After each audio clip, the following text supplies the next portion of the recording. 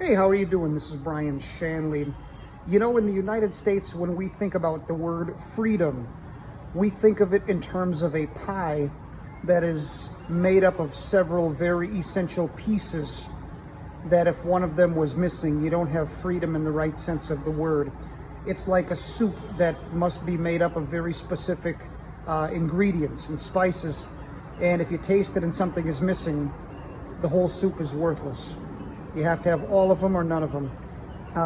We think of the terminology in the Declaration of Independence that we are endowed by the Creator with certain unalienable rights, rights that cannot and must not be interfered with, or you don't have freedom. Among them are life, liberty, and the pursuit of happiness, penned by Thomas Jefferson. There's more than one school of thought in Western philosophy who believes that Thomas Jefferson is actually borrowing phraseology from a pre-existent thinker by the name of John Locke, who actually used the phrase life, liberty, and property. So Jefferson would have changed it to life, liberty, and the pursuit of happiness. The idea is the pursuit of happiness is a rubber band, a broader net. It can be stretched to encompass and to include many areas of life and experience, one of which is property. But without regard to how you view that particular debate, the crux of the matter is that the ability and the right for the individual and the family to own private property is an essential component of freedom. And the moment you do not have the right to own private property, you don't have freedom. So people who put forth a philosophical, economic, and political ideology or system that begins with the abolition of private property, they might as well be saying, we want the abolition of freedom. So, and if you have the absence of freedom, you have, by definition, the enslavement of people, in a sense of the word. Picture buying a microwave from Kmart, bringing the microwave home, and it's your property. You have the receipt, you've paid the freight, you paid what it costs. You even paid a sales tax at the time you acquired it. Let's say that every 6 months, the local government decided that it would be in the best interest of everybody if they sent you a tax on that microwave that's yours. Matter of fact, if you didn't pay that tax on that microwave that's already yours, they could put a lien against your microwave. They could repossess it even if it came down to it, or they could have interest accumulating on this tax that they had no business putting on in the first place. You'd say, that's sick.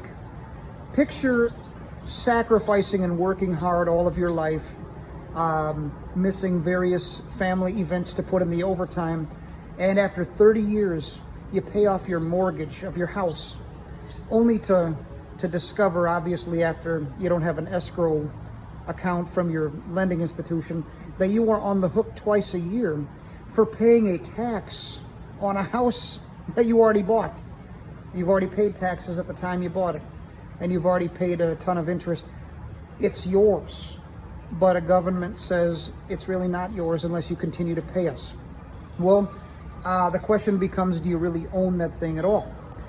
Hypothetically, in an unfolding a variety of events in the universe or whatever, if I was in an office that had the ability to make a say-so about whether or not a state such as Minnesota had the right to tax you on something that you already own, what I would do, say I was governor or something, I would sign an executive action that makes it unlawful for the state of Minnesota to collect a tax on property you already own.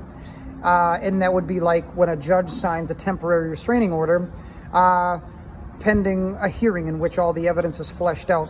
So I'd take executive action, making the collection of a tax stop, pending either a fleshed out conversation where the people are represented in both houses of the state legislature on the floor and something is done about this, or until it's put forth as a possible amendment to the state constitution and the voters have a say-so as to whether or not they want to continue to pay this particular tax. I would feel that would be the way that the taxpayers, the voters, and the citizens are best served. The objection to such a thing is we're currently using property taxes to pay for X, Y, and Z. And if the property taxes are taken away, how will we pay for X, Y, Z? Well, whether or not X, Y, and Z are necessary in a proper use of government and need to be funded, or how they will be funded if they are necessary, is a separate conversation. The immediate evil, if you will, is the state putting forth a tax on something you already own. It'd be like, I'm robbing banks every Saturday. For what reason? So that I can pay for my girlfriend's rent or whatever. So if someone says, you need to stop robbing banks, it's illegal. If I objected with, well, how the heck is my girlfriend's rent going to be paid? You can see how irrational that is. Because whether or not she has a rent expense is not logically related to the fact that I'm committing the offense of robbing the banks. Once we stop robbing the banks, then we can determine how her rent's going to be paid. So I hope that makes sense. But if the taxpayers ever have me, if the voters ever have me, if the citizens ever have me and trust me to be put in a position in which I have the ability to affect a policy, the property tax in the state of Minnesota would be gone. It does not need to exist. It should not exist. We are free human beings made in the image and likeness of God, and intrinsic basic rights are buying a piece of land, keeping it in my family, owning it privately, and even passing it on to my children and grandchildren, and it's none of the state's business. I would tell, keep your laws off of my land, you know what I mean? So, and that's what everybody should be saying to the local government. Keep your laws off of our land. This is our house. It doesn't belong to the state. It doesn't belong to the community. It doesn't belong to the collective or whatever. It belongs to us, our family. So I just wanted to put that forth. I do not view property tax as something that should exist, and it should be gotten rid of quickly. It should be one of the first things done. May God bless and keep you, and thank you for considering my thoughts on this issue. Take care.